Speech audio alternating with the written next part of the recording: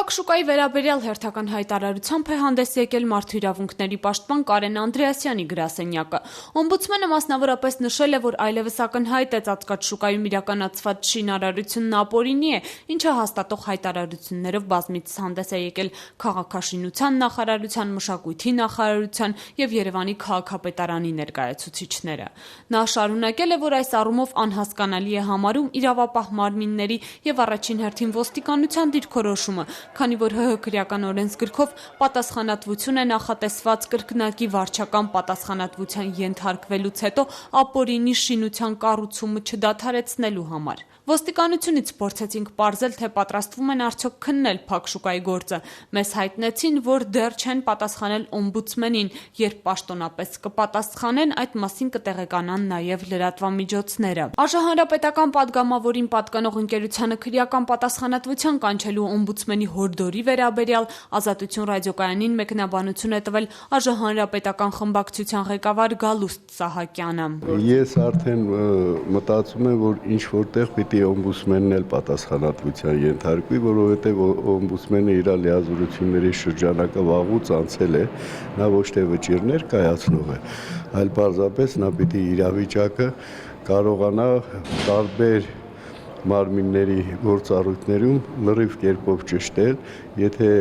այդտեղ իրավական խախտումներ կա, ուրեմն պիտի դիմի նաև իրավապահներին։ Մինչդեռ մեր օմբուդսմենը մտածում է ինքը եւ դատարան է, եւ դատախազություն, եւ քաղաքական գործիչ, խառնել է ծրագիրի։ Կարեն Անդրեասյանը այսօր գործուղման է մեկնել Ուկրաինա, նրա հետ կապ հաստատել չհաջողվեց։ Զրուցեցինք պաշտպանի սոցիալ-տնտեսական հարցերով խորհրդական Արմեն Գրիգորյանի հետ, ով ասաց, որ պաշտպանը երբեք դուրս չի եկել սահմանադրությամբ իրեն վերապահված լիազորությունների շրջանակից։ Երբևէ որևէ հարց խնդիր չի եղել, որի վերաբերյալ առանց կողմերի, հակադարձ կողմերի կարծիքները, դիրքորոշումները լսելու որևէ կարծիք հայտնվի, դիրքորոշում հայտնվի, այս դեպքում եւս բազմաթիվ գրություններ են ուղարկվել թե քաղաքապետարան, թե մշակույթի նախարարություն, թե քաղաքաշինության նախարարություն,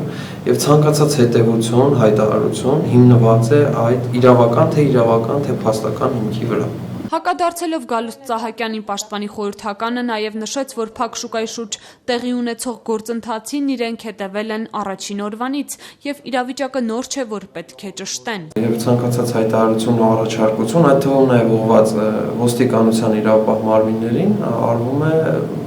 ունենալով, ինչպես նշեցինք, որոշակի հիմք թե իրավական, թե փաստական։ Հետևաբար ավելի լավ կոչ, ավելի լավ ուսումնասիրություն ու դրա հիման վրա կոչ հորդոր ոստիկանությանը ես չեմ պատկերացնում։ Հիշեցնենք, Փակ շուկան վերակառուցելիս կառուցապատողը 2 անգամ ենթարկվել է վարչական պատասխանատվության քաղաքապետարանի կողմից։ Շուկայի վերգետնյա մասի վերակառուցման որևէ նախագիծ չի հաստատվել Երևանի քաղաքապետարանում, իսկ կառուցապատումը փաստորեն իրականացվել է առանց թույլտվության։ Ըստ արդեն պատասխանատվության անխուսափելիության հարց է։ Եթե բոլոր գերատեսչությունները ընդունում են, որ շինարարությունը ապօրինի է, ինքնակամ է, դրա համար հատուկ թույլտվություն տրված չէ